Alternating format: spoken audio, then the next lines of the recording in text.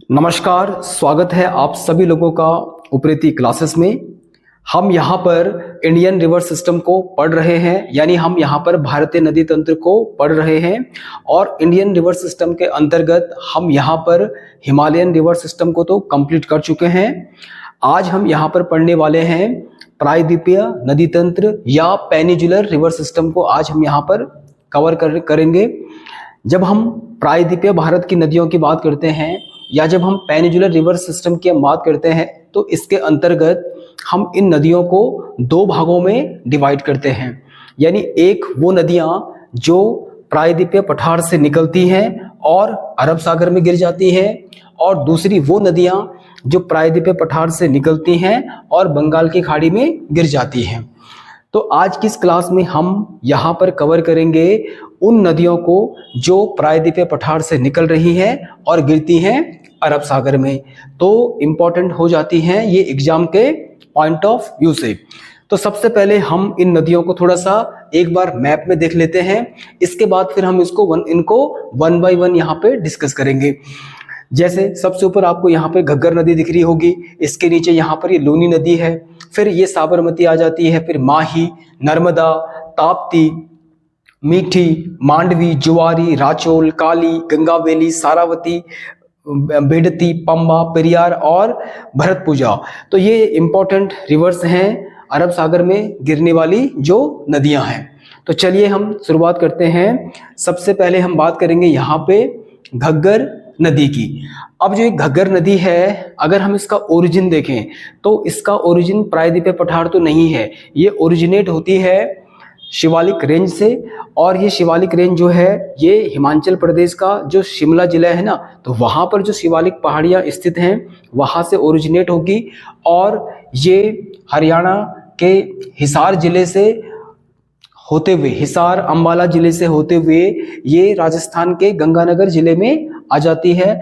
और उस गंगानगर जिले में एक जगह है हनुमानगढ़, और हनुमानगढ़ के निकट ये भटनेर नामक जगह पे ये इस थार मरुस्थल में गायब हो जाती है, क्योंकि थार मरुस्थल का जो कुछ हिस्सा है वो गंगानगर से भी लगा हुआ है।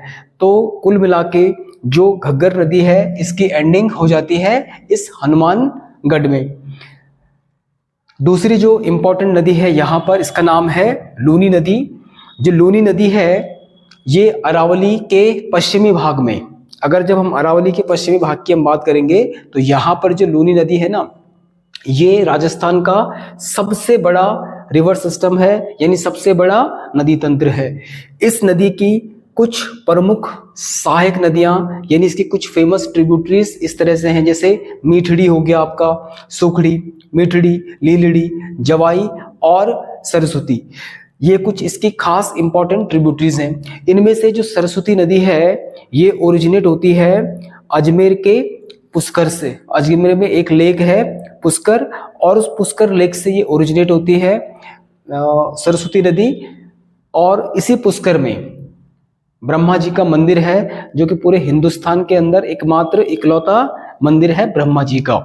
तो इस तरह से जो लूनी नदी है ये राजस्थान के 7 जिलों से होते हुए और गुजरात में आ जाती है। और गुजरात में जहां पर रन ऑफ कच्छ है, ये रन ऑफ कच्छ में क्या होती है, गायब हो जाती है, मतलब लुप्त हो जाती है। कहने का मतलब ये हुआ कि जो लूनी नदी है ये अरब सागर में नहीं गिरती है।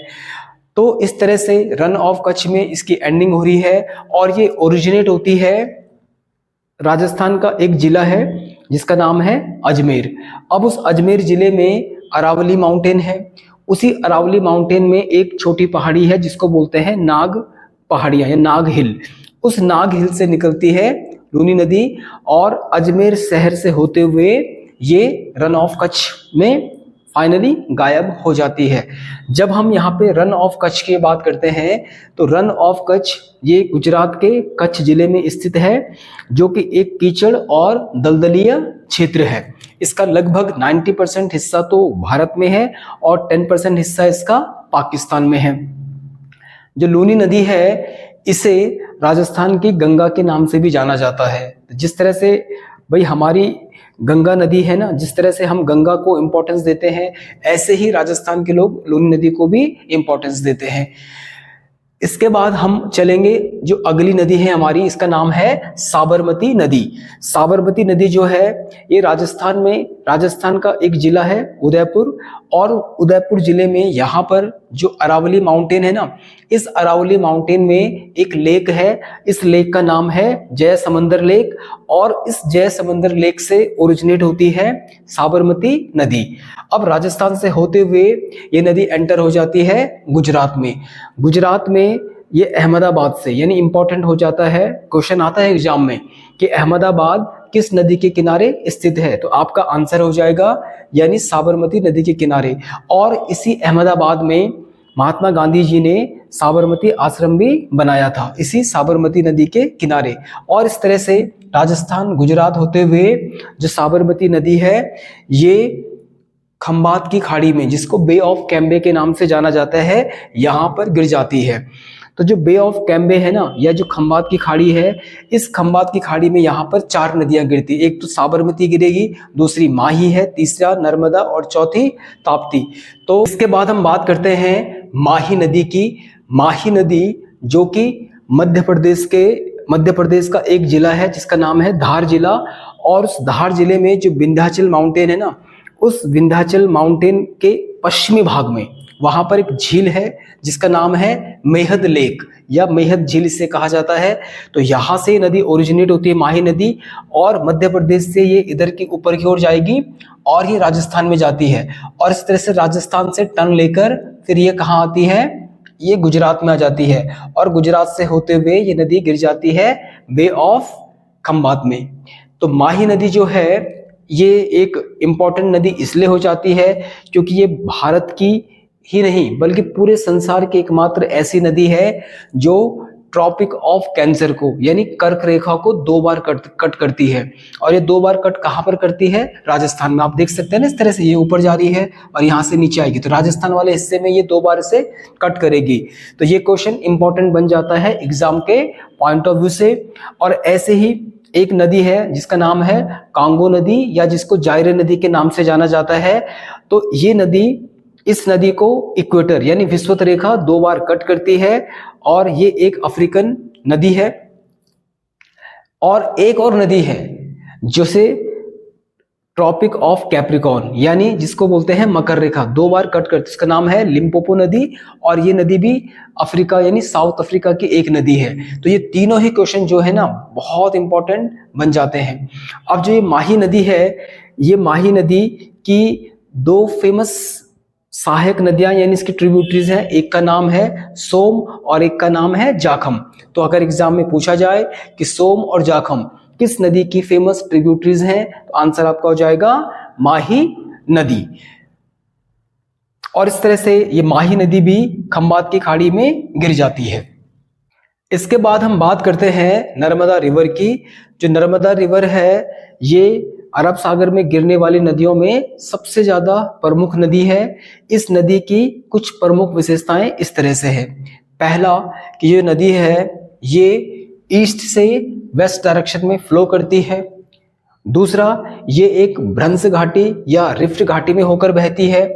तीसरा, ये विंध्याचल और सतपुड़ा के बीच रिफ्ट घाटी बनाते हुए रिफ्ट घाटी में बहती है। चौथा, ये जो नदी है ये अमरकंटक यानी अमरकंटक से ओरिजिनेट होती है। अमरकंटक जो कि मैकाल पहाड़ी के ऊपर स्थित है, और जो मैकाल की पहाड़ी है ना, ये विंध्याचल पर्वत श्रेणी की ही एक रेंज है जो कि एमपी और छत्तीसगढ़ के बॉर्डर पर स्थित है। जो ये नर्मदा नदी है ये मध्य प्रदेश, महाराष्ट्र और गुजरात होते हुए ये भड़ौच के निकट एस्चुरी बनाती है, मतलब ये डेल्टा नहीं बनाती है।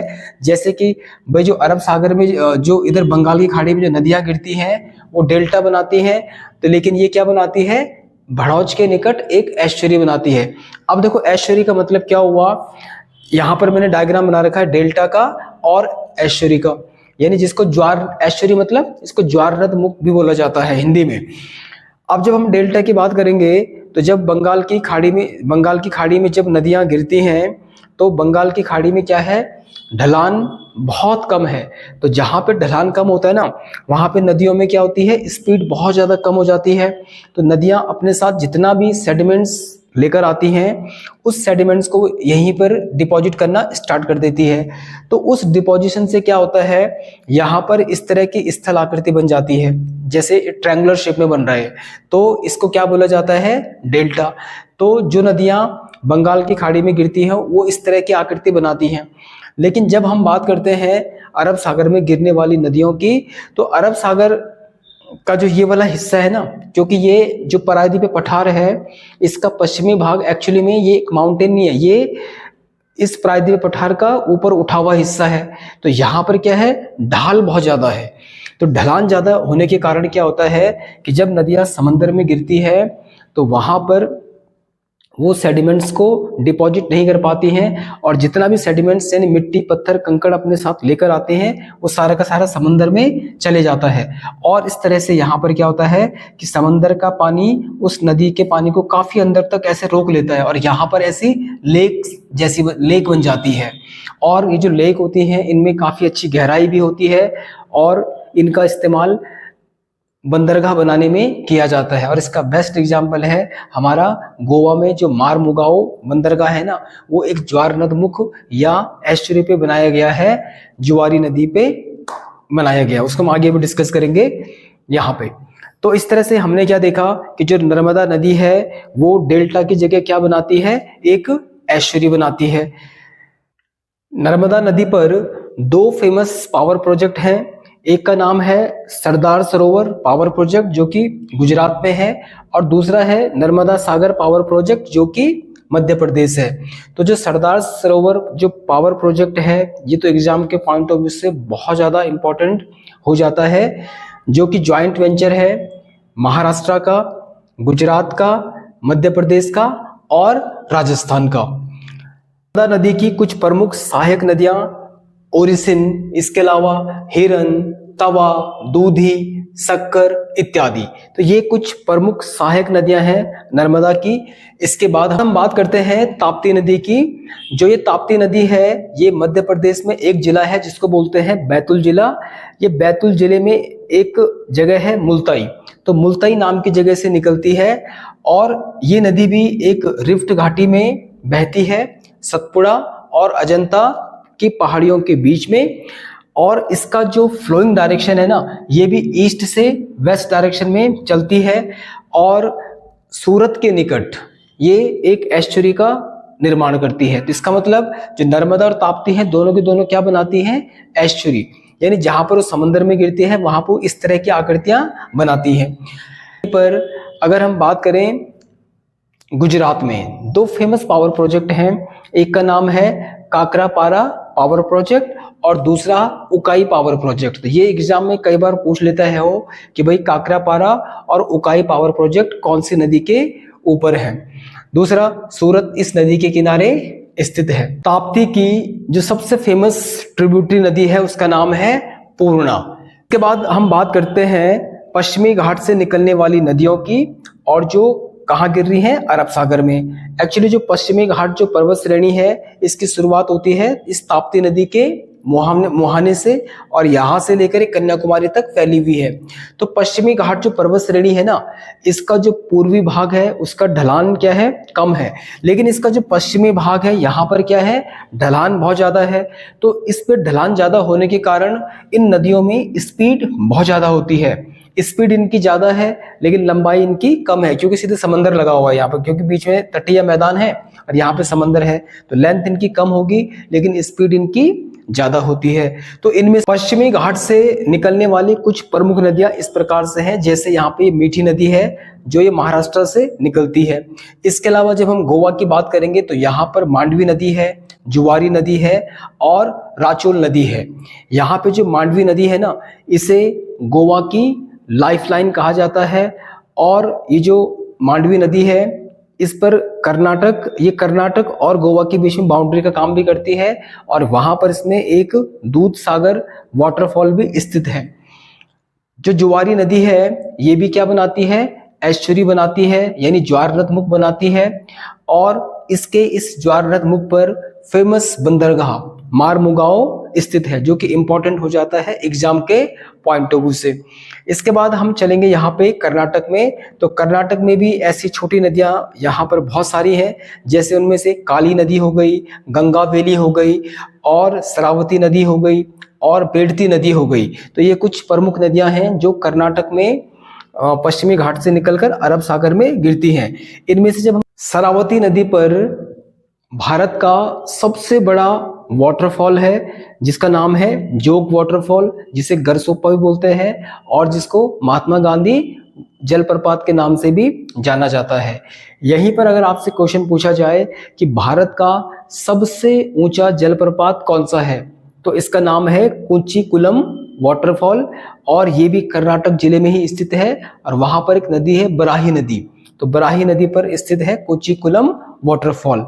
इसके बाद हम और आगे चलेंगे यहाँ पे, तो केरल की ये 3 बड़ी नदियां हैं, पेरियार, भरतपुजा और पांबा। जो पेरियार नदी है ये केरल की सबसे लंबी नदी है, जो कि अरेबियन सी में गिर जाती है, और इसे केरल की लाइफलाइन के नाम से भी जाना जाता है। इसके बाद वहाँ की जो दूसरी सबसे बड़ी नदी है, इसका नाम है भरतपुजा, और ये जो भरतपुजा है ये अन्नामलाई की पहाड़ियों से निकलती है, और ये भी अरब सागर में गिर जाती है, और इस नदी को पोन्नानी नदी के नाम से भी जाना जाता है। तीसरी केरल की जो सबसे बड़ी नदी है, इसका नाम है पांबा नदी, और ये पांबा नदी जो है ये वेम्बनाड झील में गिर जाती है। ये तीसरी बड़ी नदी है केरल की।